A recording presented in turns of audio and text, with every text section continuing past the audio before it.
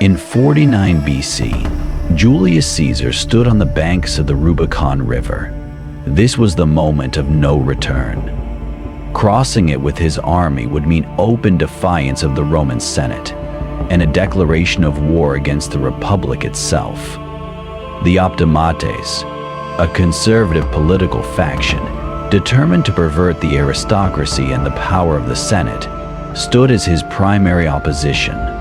Caesar's decision to cross was not just bold, it was revolutionary, and it set the stage for one of history's most significant conflicts, the Roman Civil War.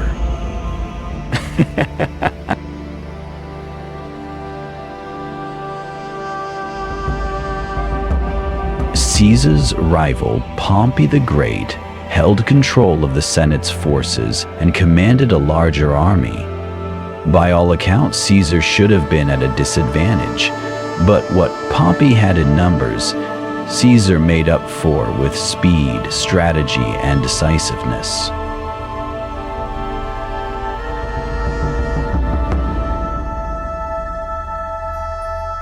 After crossing the Rubicon, Caesar wasted no time. He marched south toward Rome with his veteran legions. Pompey, unprepared for Caesar's swift advance, fled the city rather than risk an immediate confrontation. Caesar, ever the strategist, avoided stalling in Rome. Instead, he focused on consolidating control of Italy, securing the region with minimal bloodshed.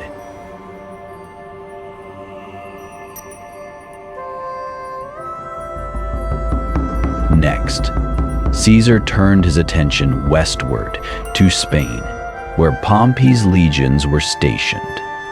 He understood the importance of cutting off Pompey's resources before engaging him directly. Despite delays like the siege of Massilia, modern-day Marseille, Caesar's forces pressed forward, ultimately defeating Pompey's lieutenant at the Battle of Munda. This victory neutralized the Spanish threat and ensured Caesar maintained his momentum early in the war.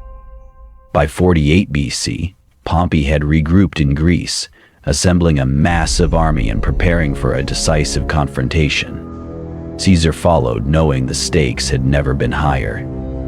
At Dyrrhachium, the two forces finally clashed. Outnumbered and outsupplied, Caesar faced one of the toughest battles of his career. Pompey's superior position and cautious strategy nearly spelled disaster for Caesar, whose forces overextended during the siege. When Pompey launched a counterattack, Caesar's army was nearly destroyed. But Caesar's brilliance lay in his resilience. He managed to retreat and regroup, turning what could have been a catastrophic defeat into a temporary setback. Pompey's failure to press his advantage proved costly.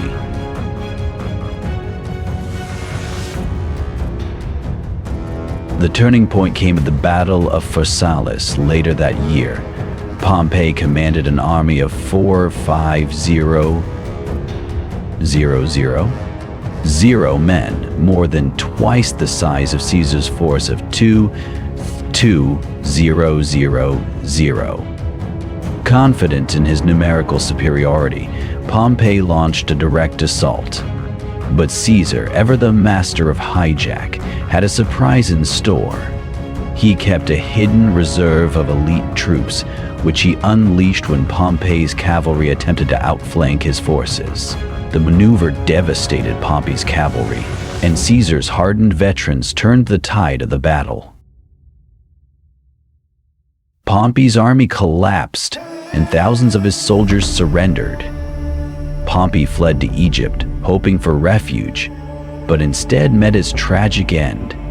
Upon arriving, he was betrayed and assassinated by the young pharaoh Ptolemy XIII, who hoped to curry favor with Caesar. When Caesar arrived and was presented with Pompey's severed head, he was reportedly disgusted. Pompey had been his enemy, but also a former ally, and his death at foreign hands made him immortal for the Senate's cost.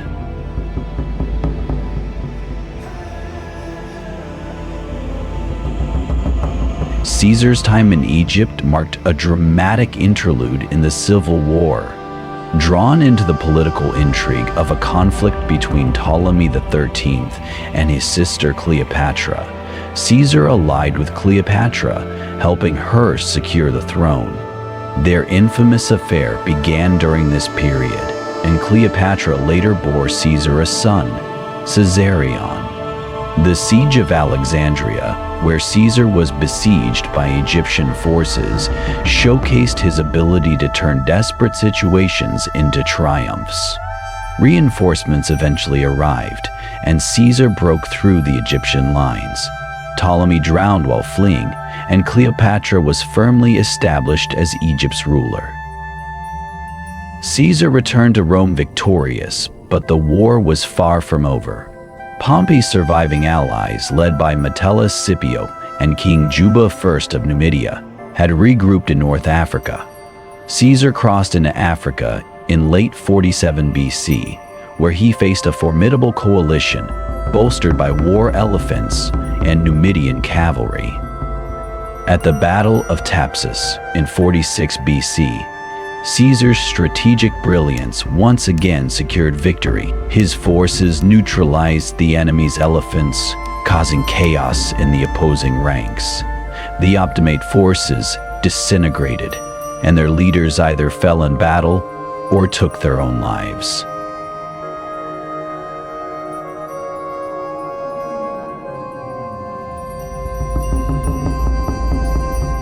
But the final chapter of the Civil War unfolded in Spain. In 45 BC, Caesar faced Pompey's sons, Gaius and Sextus, who had raised an army to avenge their father. The Battle of Munda was brutal and hard-fought. Outnumbered and facing an enemy with the advantage of higher ground, Caesar finished off all but the Romans.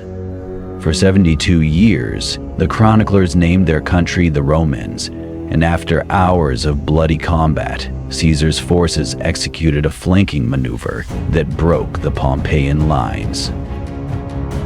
Gnaeus Pompey was captured and executed, while Sextus managed to escape, though his resistance would continue in later years. The victory at Munda marked the end of the Roman Civil War and solidified Caesar's dominance. The war forever altered Rome. Caesar dismantled the old Republican order, paving the way for the rise of the Roman Empire.